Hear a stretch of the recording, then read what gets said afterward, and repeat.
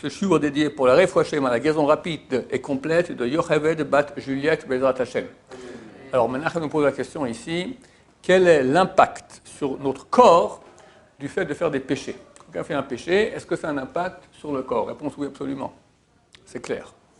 Comment? Le principe de toute la Torah, le principe 1 de la Torah, c'est quoi? C'est que le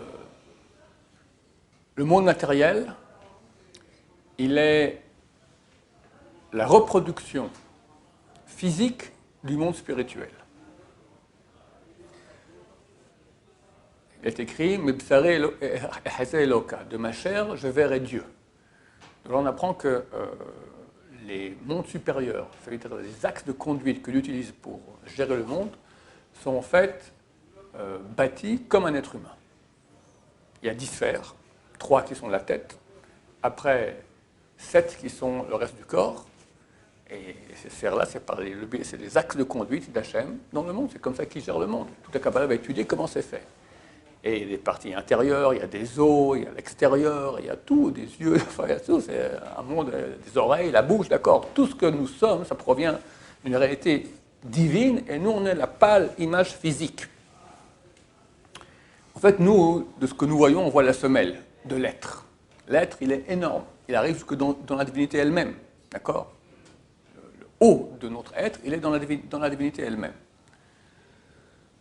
Et comme c'est écrit, Yaakov Hevel Nachalato. Yaakov est la corde de son héritage. C'est quoi? Comme une corde. Quand tu prends une corde qui est pendue, d'accord, tu fais comme ça. Qu'est-ce qui se passe? Ben, l'onde, comme ça, il monte des kilomètres.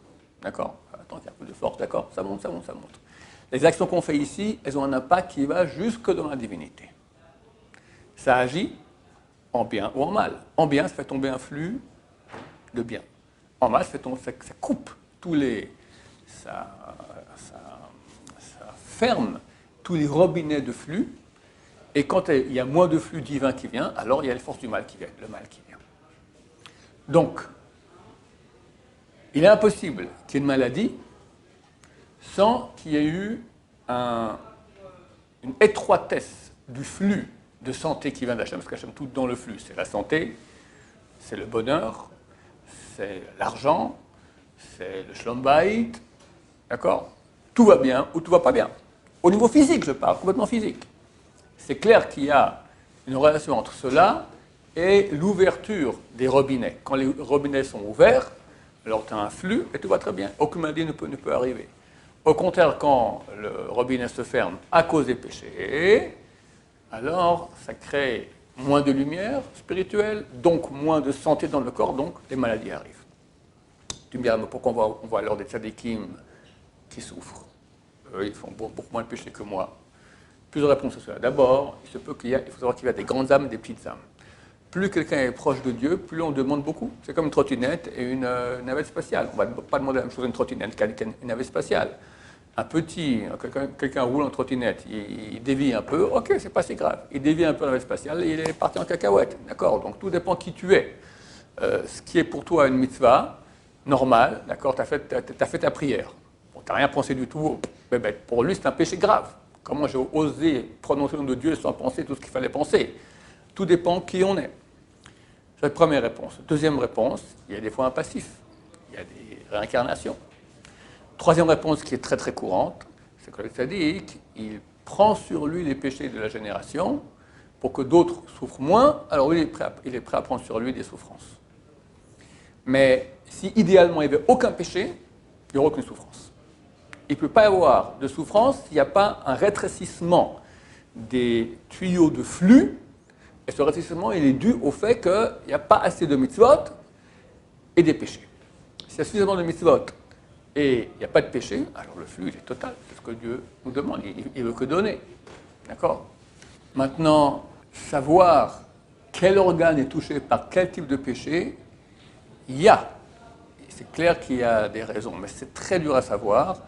Il y a un rabbin qui s'appelle le Rav Ginsburg qui a écrit un livre comme ça où il parle un peu, chaque organe, ça correspond à quel type de mitzvah, à quelle chose, etc. Bon, c'est délicat, c'est très haut, mais néanmoins, donc il y a un rapport entre les choses. Savoir sur le terrain vraiment, c'est dur. D'accord, c'est un peu un livre un peu... je crois même qu'il est traduit en français. Il faudrait que je me renseigne si c'est traduit en français.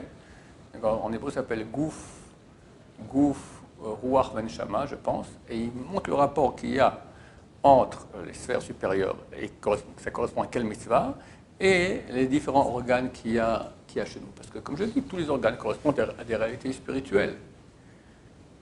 Il n'y a rien qu'il y a ici dont il n'y a pas le dépendant spirituel, et il y a une corrélation entre les deux. C'est ça, comme je dis, la plus grande nouveauté que dit la Torah. C'est que tu n'es pas ici comme ça. D'accord ? Tu es en fait dans un monde physique qui agit en interaction avec le monde spirituel. Tu agis, et tu agis très fort, beaucoup plus que les anges. Les anges ne peuvent pas arriver au niveau où toi tu peux agir, et faire descendre un flux beaucoup plus grand. Baruch Adonai, l'olam, amen, amen.